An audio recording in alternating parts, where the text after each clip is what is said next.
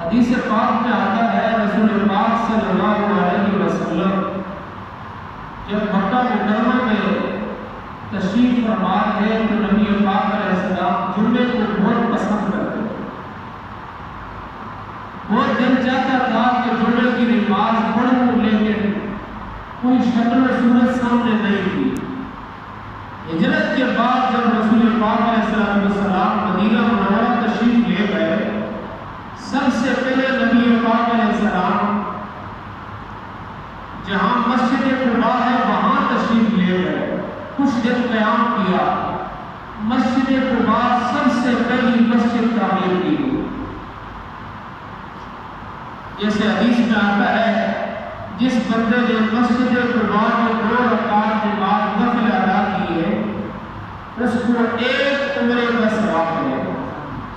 اسی وجہ سے عام طور پہ حاجی جب مدینہ منورہ جاتے ہیں ہر روز کچھ رکعت وہاں پڑھنے کے لیے جاتے ہیں، اس لیے کہ بڑی فضائل حدیث میں آتے ہیں کہ 2 رکعت وہاں نفل پڑھنے سے 1 عمرے کا ثواب ملتا ہے۔ کچھ روز قیام کے بعد نبی پاک علیہ السلام مدینہ منورہ شہر کی طرف چلے تو راستے میں قبیلہ بنی سالم کی رہائش تھی، وہاں نبی اسلام پھیرے اور پہلا جمعہ ادا کیا۔ جس جگہ جس مسجد میں جمعہ ادا کیا اس کا نام ہے مسجد جمعہ۔ تو نبی پاک علیہ السلام نے وہاں جمعہ ادا کیا۔ زمانہ جاہلیت میں بھی جمعہ کے دن کی بڑی ایک شان اور عظمت اور بڑائی تھی، لیکن اسلام کے آنے کے بعد اس کی شان اور اعلیٰ ہو گئی۔ حدیث میں آتا ہے کہ یہ جمعے کا دن مسلمانوں کے لیے عید کا دن ہے، ہفتے میں 7 دن ہے اور 7 دنوں کا سردار وہ جمعے کا دن ہے۔ اسی لیے نبی پاک علیہ السلام نے اس دن کے بڑے فضائل بتلائے ہیں۔ ایک روایت میں آتا ہے کہ جمعہ کے دن اللہ پاک نے حضرت آدم علیہ السلام کو بنایا، اس وجہ سے اس دن کو 7 دنوں کا سردار بنایا۔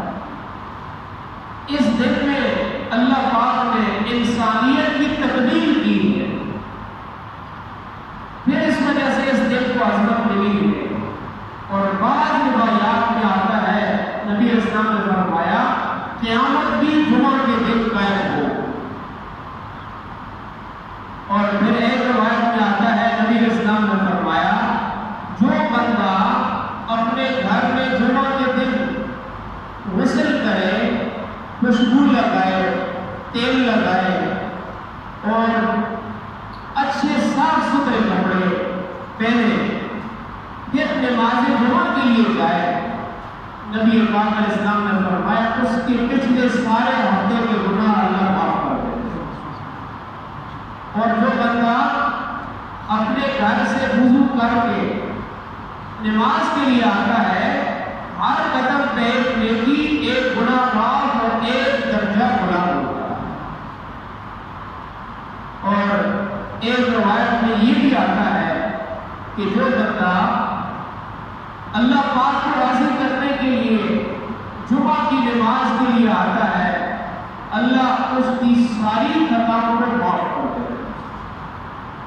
اور پھر اس کے مقابلے میں جو بندہ جمعے کی پرواہ نہیں کرتا، جمعے کی نماز کی پرواہ نہیں کرتا، تو ایک روایت میں آتا ہے جو بندہ جان بوجھ کر بلا کسی عذر کے جمعہ کو نہیں پڑھے گا، جمعہ کو چھوڑ دے گا، اس کا نام اللہ ایسے اعمال نامہ میں لکھ لیں گے کہ جو اس آدمی کا نام ملاقوں میں لکھا جائے گا، ایسے صحیفے اور ایسے رجسٹر میں لکھا جائے گا نہ اس کا نام مٹ سکے گا نہ بدل سکے گا. یہ حدیث میں آتا ہے. اور پھر اس کے علاوہ آپ دیکھ لیں کہ نبی پاک علیہ السلام نے کتنی چاہت کے ساتھ مسلمانوں کو مدینہ منورہ میں جمع کیا ہے. اس میں ایک تو اللہ پاک کی نعمت کا شکر ہے کہ اللہ نے ہمیں اکٹھا فرمایا، اللہ نے ہم سب کو جمع ہونے کا ایک ذریعہ بنا دیا. تو میرے عزیزوں، جمعہ کے بڑی اہمیت اسلام کے اندر ہے.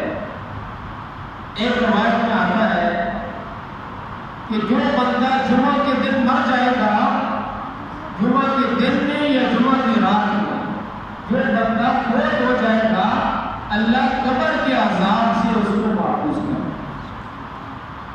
اب قبر کا عذاب کتنی سخت چیز ہے.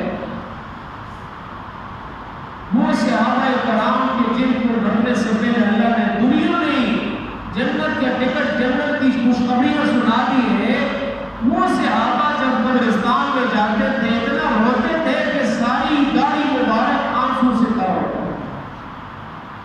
حضرت عثمان رضی اللہ عنہ کو کتنی دفعہ بشارت ملی جنت کی، لیکن کتابوں میں لکھا ہے جب قبر کا ذکر آتا، جب قبرستان میں جاتے یا قبر کا ذکر کیا جاتا، اتنا روتے تھے کہ آنسو سے داڑھی تر ہو گئی. کسی نے پوچھا جنت کا ذکر آتا ہے، دوزخ کا ذکر آتا ہے، اللہ کے عذابات کا ذکر آتا ہے، آپ اتنا نہیں روتے ہو؟ قبر کے ذکر آتا ہے تو اتنا کیوں روتے ہو؟ حضرت عثمان رضی اللہ عنہ نے فرمایا تمہیں پتہ ہے یہ سب سے پہلی منزل ہے، یہ سب سے مشکل گھاٹی ہے، یہاں سے بچ گئے تو آگے بھی بچ جائے.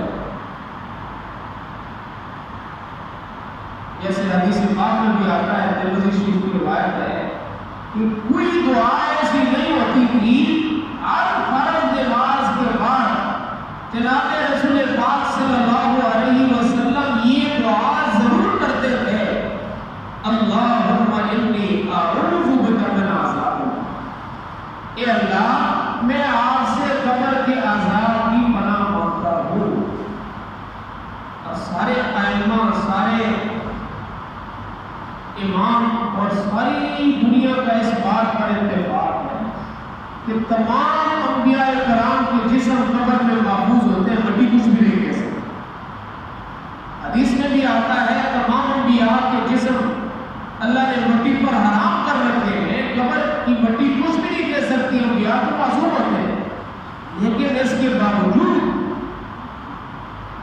ہمارے پیارے نبی جو سب اللہ نبیوں کے امام ہے، صرف نبی نہیں ہے، معصوم نہیں ہے، امام المعصومین ہے. اور کون سی ہستی ہے جنت کی چابی ان کے ہاتھ اللہ سے دعا مانگ رہے ہیں اللہم انی اعوذ بک من عذاب القبر۔ اور اسی نے یہ بات لکھی ہے کہ بعض چیزیں ایسی ہوتی ہیں جو نبی علیہ السلام اس وجہ سے زیادہ کرتے ہیں امت کی تعلیم کے لیے کہ کہیں میری امت اس سے بے فکر نہ ہو جائے۔ اسی لیے یہ روایت بھی بخاری ترمذی میں موجود ہے کہ نبی پاک علیہ السلام نے فرمایا اس زمین کے ٹکڑے پر، وہ زمین کا ٹکڑا جس 2 گز کے ٹکڑے میں انسان کو دفن کیا جاتا ہے، جو انسان کی رہائش کے لیے مقرر ہے، جو انسان کی ہمیشہ رہنے کی جگہ ہے، میرے اور آپ کے آقا نے فرمایا صلی اللہ علیہ وسلم نے کوئی دن ایسا نہیں گزرتا، کوئی رات ایسی نہیں گزرتی، یہ زمین کا ٹکڑا ایک نداء کرتا ہے، ایک آواز لگاتا ہے، ایک پکار کرتا ہے، انا بیت التراب، انا بیت الوحشہ، انا بیت الدود، انا بیت العقارب، انا بیت الاحجار، انا بیت النار۔ اے میری پیٹھ پہ چلنے والے انسان، سوچ لے ایک دن آنے والا ہے، ایک دن آئے گا تو میرے حوالے ہو جائے گا۔ میں مٹی نہیں ہوں، میں کیڑوں کا گھر ہوں، میں تنہائی کا گھر ہوں، میں آگ کا گھر ہوں، میں سانپ اور بچھو کا گھر ہوں، میں وحشتناک منظر ہوں۔ اسی لیے جب تو میرے پاس آئے گا اس کی تیاری کر۔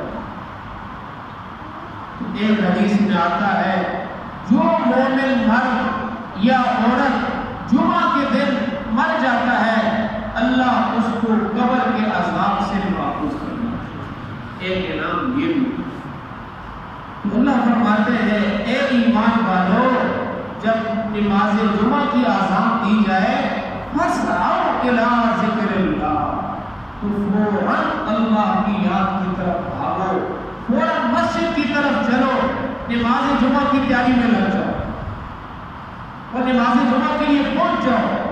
چنانچہ فقہاء نے یہ بات لکھی ہے جب نماز جمعہ کی اذان ہو جاتی ہے تو پھر کاروبار حلال چیزیں بھی ناجائز ہو جاتی جمعہ کے احترام میں۔ اس لیے فقہاء فرماتے ہیں جب نماز جمعہ کی اذان ہو جائے فوراً نماز جمعہ کے لیے چل دینا چاہیے۔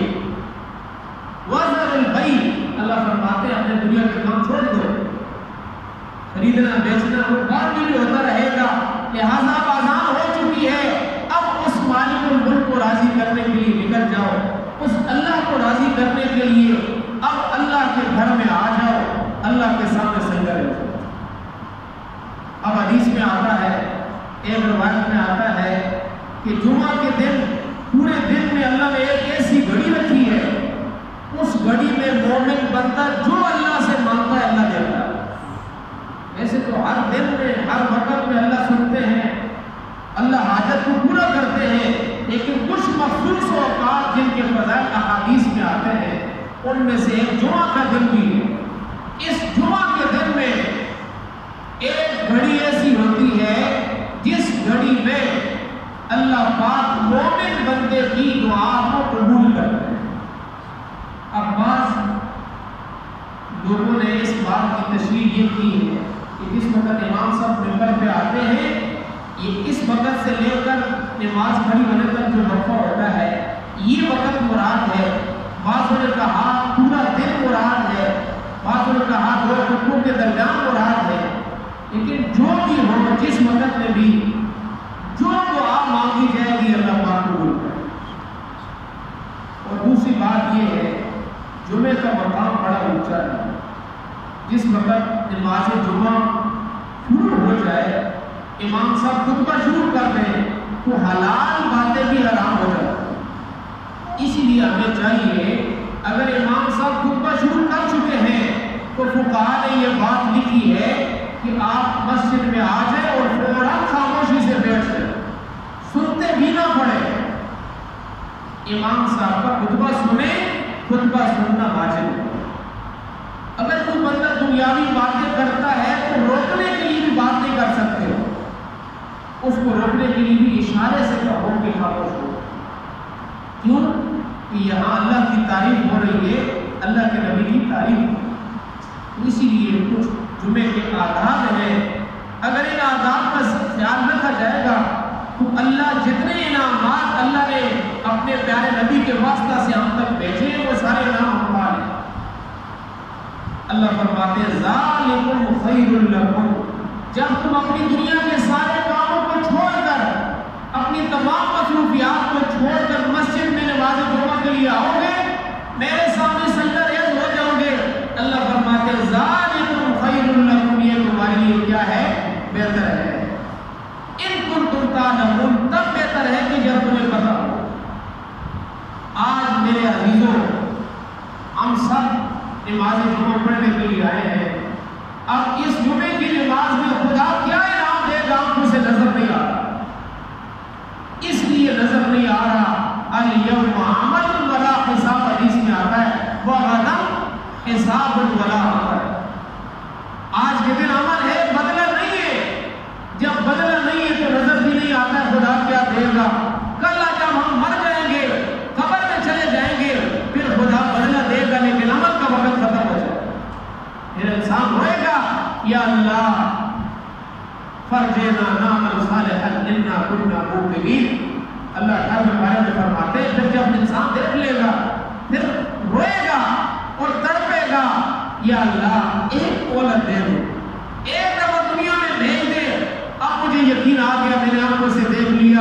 ایک دفعہ سبحان اللہ کہنے پہ کتنا اجر ہے، ایک دفعہ درود شریف پڑھنے پہ کتنا اجر ہے، ایک نماز پڑھنے پہ کتنا اجر ہے، ایک روپیہ صدقہ کرنے پہ کتنا اجر ہے۔ انا كنا موقنین، یا اللہ ہم نے آنکھوں سے دیکھ لیا ہے۔ اللہ فرمائے گا قال اقسموا فيها ولا تكلمون، اب اپنی زبان کو بند کر لو، اب بدلے کا وقت شروع ہو چکا ہے، عمل کا وقت ختم ہو چکا ہے۔ تو میرے عزیزوں، دنیا عمل کا میدان ہے، ان اعمال میں سے ایک افضل عمل جمعے کا دن ہے۔ یہ جمعے کا دن مسلمانوں کی عید کا دن ہے۔ اب عید کا دن کیوں کہا گیا کہ اللہ نے اس جمعہ کے دن میں کتنی بہترین نماز ہم کو دے دی۔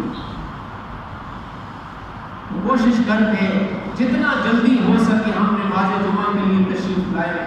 ایک روایت میں آتا ہے کہ جو بندہ جمعہ کی نماز کے لیے مسجد میں آتا ہے، فرشتے اعمال نامہ لے کر کھڑے ہو جاتے ہیں گیٹ پر، اور جو پہلے آتا ہے اس کو اتنا ثواب ہے گویا کہ اس نے اونٹ اللہ کے راستے میں ذبح کیا۔ پھر جو دوسرے نمبر پہ آتا ہے اس کو اتنا ثواب ہے جتنا اس نے گائے ذبح کی ہے اللہ کے نام۔ پھر جو تیسرا آتا ہے دمبا ذبح کرنے کا ثواب، پھر اس کے بعد جو آتا ہے اس کو مرغی ذبح کرنے کا ثواب، ایسے ہی کام ہوتا رہتا ہے۔ جتنا جلدی آئیں گے ہمارے اعمال ناموں میں اللہ کے ہاں زیادہ سے زیادہ نیکیاں جمع ہو جائیں۔ امام صاحب کی خطبہ شروع کرنے سے پہلے ہی ہم مسجد میں پہنچے، یقین جانے کہ ہم بیٹھنے کا اجر بہت زیادہ ہے۔ احادیث میں جو چند فضائل آتے ہیں، یہ فضائل ہمیں اعمال میں ابھارنے کے لیے، بدلہ یہ نہیں ہے، بدلہ اس سے زیادہ ہے۔ اللہ اکبر، وعطیہ اللہ بڑے ہیں، اللہ کے خزانے بڑے ہیں، اللہ اپنی شان شان کے مطابق قیامت کے دن عطا کریں گے۔ جتنی باتیں کی ہیں اللہ پاک ہم سب کو ان ساری باتوں پر عمل کرنے کی، آگے پہنچانے کی توفیق نصیب فرمائے۔ سنت ہے۔